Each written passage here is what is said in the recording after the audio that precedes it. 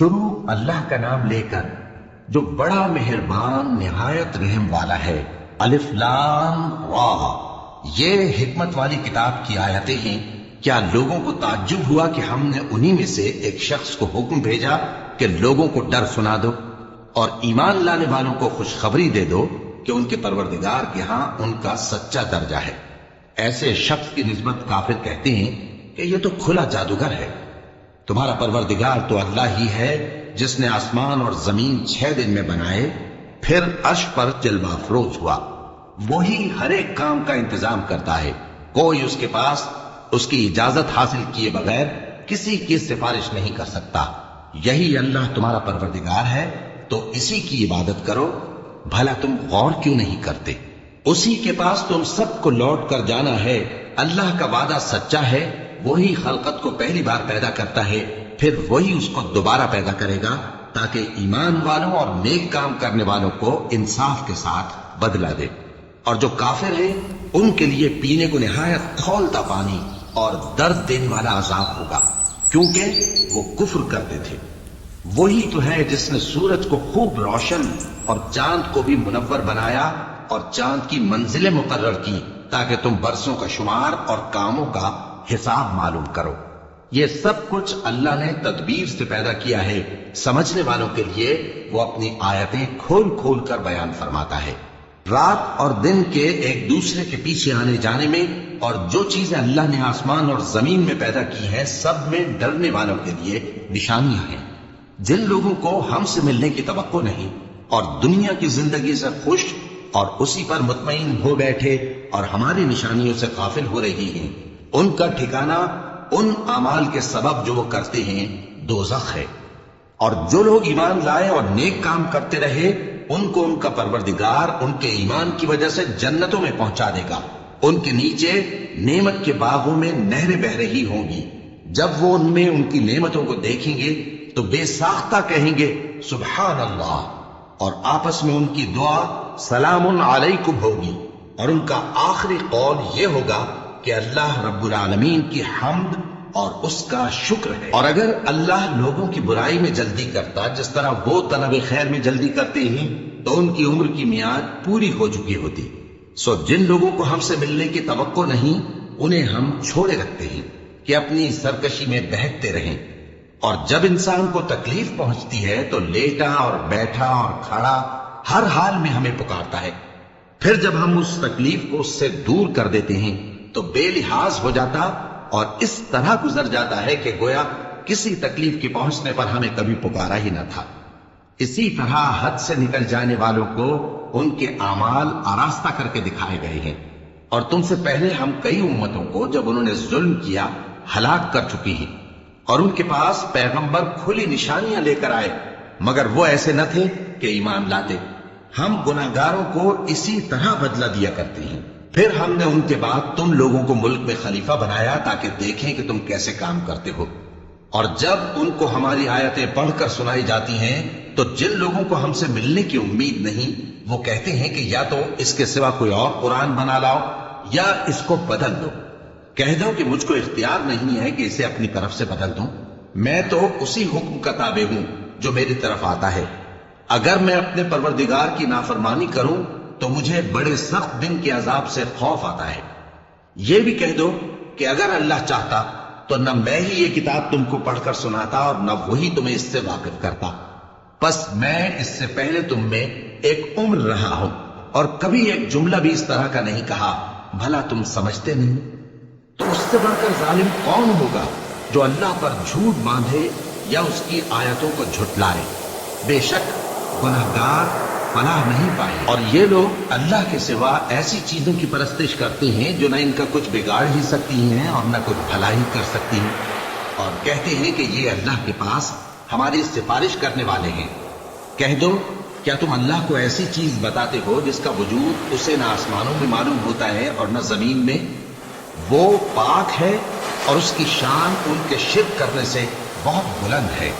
اور سب لوگ پہلے ایک ہی امت یعنی ایک ہی ملت پر تھے، پھر جدا جدا ہو گئے۔ اور اگر ایک بات جو تمہارے پروردگار کی طرف سے پہلے ہی طے نہ ہو چکی ہوتی تو جن باتوں میں وہ اختلاف کرتے ہیں ان میں فیصلہ کر دیا جاتا۔ اور کہتے ہیں کہ اس پر اس کے پروردگار کی طرف سے کوئی نشانی کیوں نازل نہیں ہوئی؟ کہہ دو کہ غیب کا علم تو اللہ ہی کو ہے، سو تم انتظار کرو، میں بھی تمہارے ساتھ انتظار کرتا ہوں۔ اور جب ہم لوگوں کو تکلیف پہنچنے کے بعد اپنے رحمت سے آسائش کا مزہ چکھاتے ہیں تو وہ ہماری آیتوں میں ہیلے کرنے لگتے ہیں۔ کہہ دو کہ اللہ بہت جلد تدبیر کرنے والا ہے، اور جو ہیلے تم کرتے ہو ہمارے فرشتے ان کو لکھتے جاتے ہیں۔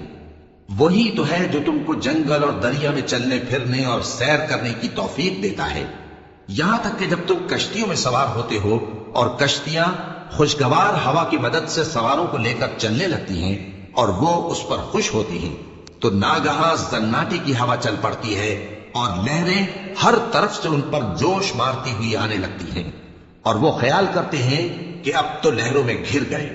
تو اس وقت خالص اللہ ہی کی عبادت کر کے اس سے دعا مانگنے لگتے ہیں کہ اے اللہ، اگر تو ہم کو اس سے نجات بخشے تو ہم تیرے بہت ہی شکر گزار ہوں۔ پھر جب وہ ان کو نجات دے دیتا ہے تو ملک میں ناحق شرارت کرنے لگتے ہیں۔ لوگوں، تمہاری شرارت کا وبال تمہاری ہی جانوں پر ہوگا، تم دنیا کی زندگی کے فائدے اٹھا لو، پھر تم کو ہمارے ہی پاس لوٹ کر آنا ہے، اس وقت ہم تم کو بتائیں گے جو کچھ تم کیا کرتے تھے۔ دنیا کی زندگی کی مثال میں کسی ہے کہ ہم نے اس کو آسمان سے برسایا، پھر اس کے ساتھ ملا جلا سبزہ جسے آدمی اور جانور کھاتے ہیں نکلا، یہاں تک کہ زمین سبزے سے خوشنما اور آراستہ ہو گئی، اور زمین والوں نے خیال کیا کہ وہ اس پر پوری دسترس رکھتے ہیں۔ ناگہاں رات کو یا دن کو ہمارا حکم عذاب آ پہنچا تو ہم نے اس کو کاٹ کر ایسا کر ڈالا کہ گویا کل وہاں کچھ تھا ہی نہیں۔ جو لوگ غور کرنے والے ہیں ان کے لیے ہم اپنی قدرت کی نشانیاں اسی طرح کھول کھول کر بیان کرتے ہیں۔ اور اللہ سلامتی کے گھر کی طرف بلاتا ہے اور جس کو چاہتا ہے سیدھا راستہ دکھاتا ہے۔ جن لوگوں نے نیکوکاری کی ان کے لیے بھلائی ہے اور مزید اور بھی، اور ان کے چہروں پر نہ تو سیاہی چھائے گی اور نہ رسوائی، یہی جنتی ہے کہ اس میں ہمیشہ رہیں گے۔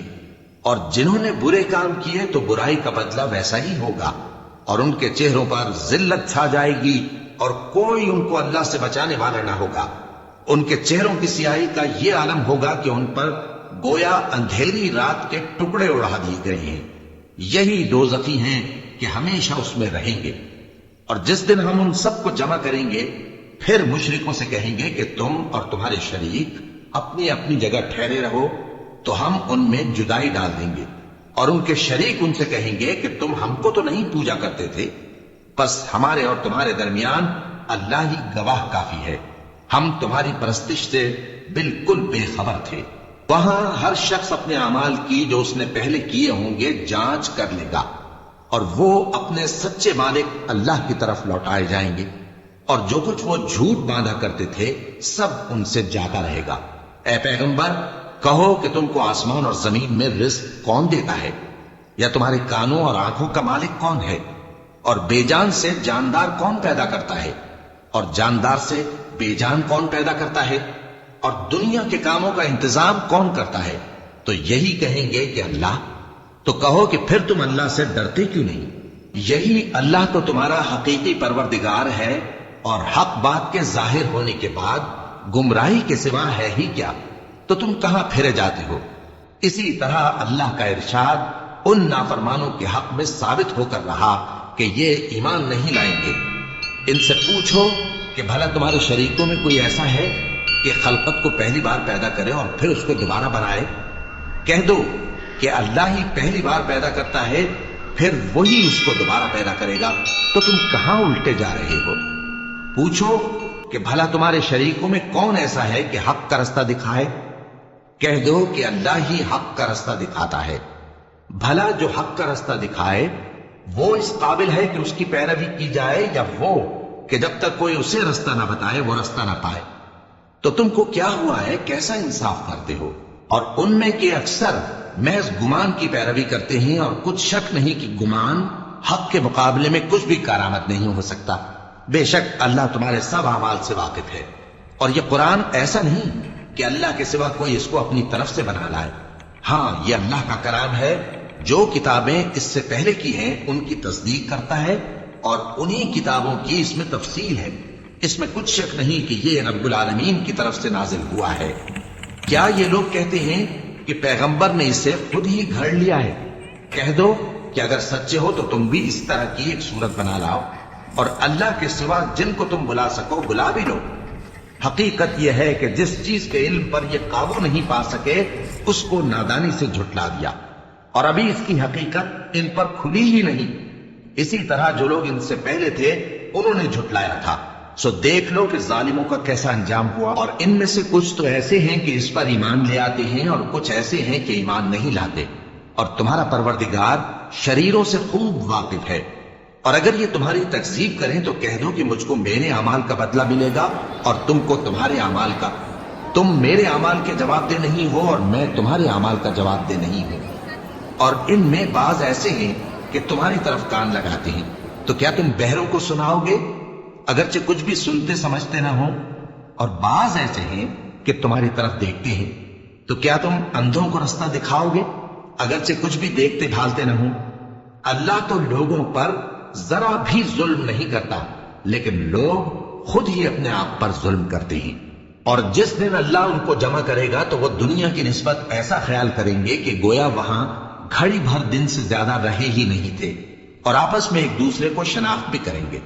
جن لوگوں نے اللہ کے روبرو حاضر ہونے کو جھٹلایا وہ خسارے میں پڑ گئے اور راہیاب نہ ہوئے۔ اور اے پیغمبر، اگر ہم کوئی عذاب جس کا ان لوگوں سے وعدہ کرتے ہیں تمہاری آنکھوں کے سامنے نازل کریں یا اس وقت جب ہم تمہیں اٹھا لیں، بہرحال ان کو ہمارے ہی پاس لوٹ کر آنا ہے۔ پھر جو کچھ یہ کر رہے ہیں اللہ اس کو دیکھ رہا ہے۔ اور ہر ایک امت کی طرف پیغمبر بھیجا گیا، پھر جب ان کا پیغمبر آ جاتا ہے تو ان میں انصاف کے ساتھ فیصلہ کر دیا جاتا ہے اور ان پر ظلم نہیں کیا جاتا۔ اور یہ کہتے ہیں کہ اگر تم سچے ہو